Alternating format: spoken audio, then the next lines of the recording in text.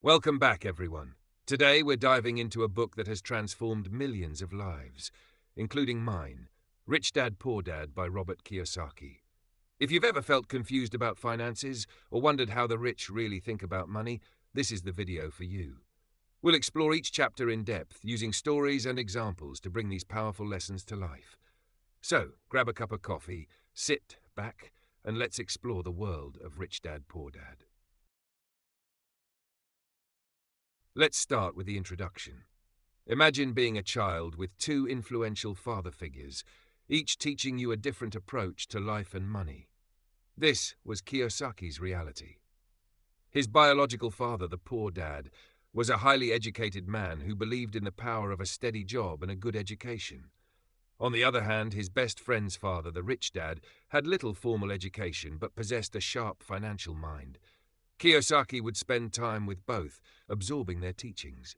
His poor dad would often say, "Get a good job with benefits." Meanwhile, his rich dad would advise, "Learn how money works and make it work for you." These contrasting philosophies set the stage for the lessons in the book, challenging the conventional wisdom about money and success. The rich don't work for money. This chapter flips the traditional idea of working for a paycheck on its head. Kiyosaki tells a story of working for Rich Dad as a young boy. Unlike his peers who earned wages for hours worked, Kiyosaki learned an invaluable lesson: the importance of creating income streams that don't require constant effort. He realized that while most people work hard for their money, the rich focus on building assets that generate income. Think of it like planting seeds. While others are busy harvesting day after day, the wealthy plant trees that bear fruit continuously. Whether it's rental income from properties, dividends from stocks, or royalties from creative works, these income streams keep flowing, even when the work has long been done. Kiyosaki emphasizes in Why Teach Financial Literacy that most people are financially illiterate, despite years of formal education. He shares an anecdote about how, despite earning good salaries, many people still struggle financially because they don't understand the difference between assets and liabilities. Here's a story. Imagine two friends, Sarah and James. Sarah earns a modest income but invests in rental properties and stocks, her assets. James, on the other hand, buys a big house and a fancy car, liabilities that take money out of his pocket. Despite earning more, James is often broke, while Sarah steadily grows her wealth. This is the crux of financial literacy, knowing how to distinguish between what makes you money and what costs you money. In Mind Your Own Business, Kiyosaki recounts the journey of his rich dad, who built his empire by focusing on acquiring income-generating assets rather than simply climbing the corporate ladder. He tells us that even if you have a job, it's crucial to build your own business on the side. This could be anything, from investing in stocks to starting a side hustle. Let's follow Lisa, who works a 9-to-5 job but also runs an online store in the evenings. Over time, her store grows, providing her with additional income. Ever wondered why the rich seem to pay less in taxes? The history of taxes and the power of corporations explains it all. Kiyosaki discusses how the tax system, initially designed to tax the rich, eventually burdened the middle class more heavily. He explains that the rich use corporations to protect and grow their wealth. Picture a scene from the early 1900s. The government introduces income tax to fund wars. The rich, however, find ways to shield their wealth through corporations. A corporation is like a shield, allowing the wealthy to deduct expenses and reinvest pre-tax income. For instance, if a rich person buys a car through their business, it's a deductible expense.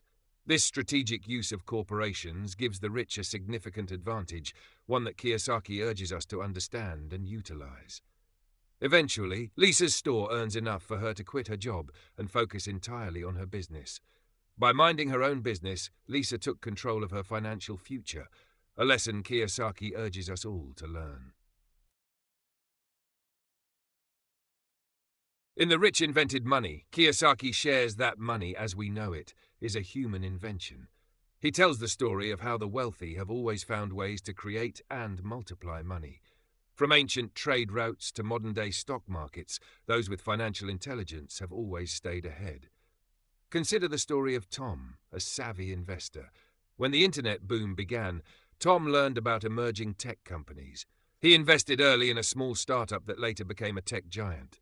Tom didn't just save money, he multiplied it by spotting opportunities early. The lesson? The rich don't just earn money, they create it through strategic investments and foresight. Work to learn, not to make money, is about prioritizing skill acquisition over immediate financial gain. Kiyosaki recounts his diverse job experiences, from selling Xerox machines to learning about real estate. Each job was a stepping stone in his financial education. Meet Jack, who starts as a sales associate. Instead of seeing it as just a job, he learns negotiation and customer service skills. Later, he uses these skills to launch his own business. Jack's story highlights Kiyosaki's advice: don't chase a paycheck. Chase the knowledge that will help you create multiple income streams in the future. Kiyosaki identifies fear, cynicism, laziness, bad habits, and arrogance as the main obstacles to financial success in overcoming obstacles.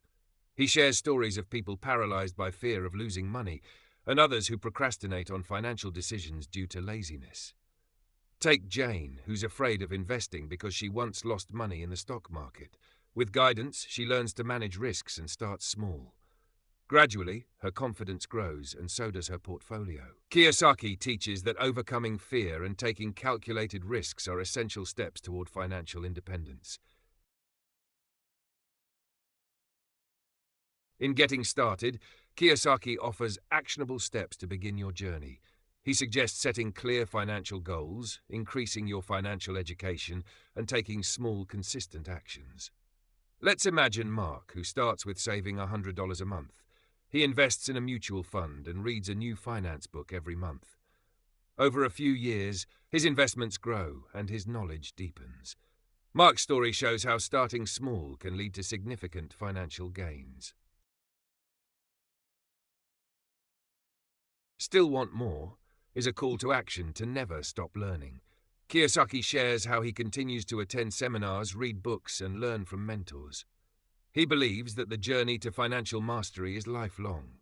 To wrap up, Rich Dad, Poor Dad isn't just a book. It's a blueprint for rethinking how we view money, work, and success. By applying these lessons, you can start on the path to financial freedom, just like Kiyosaki did. Remember, it's not about how much money you make, but how much you keep and how hard it works for you.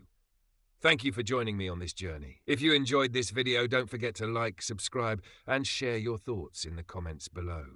Until next time, keep learning and building your financial future.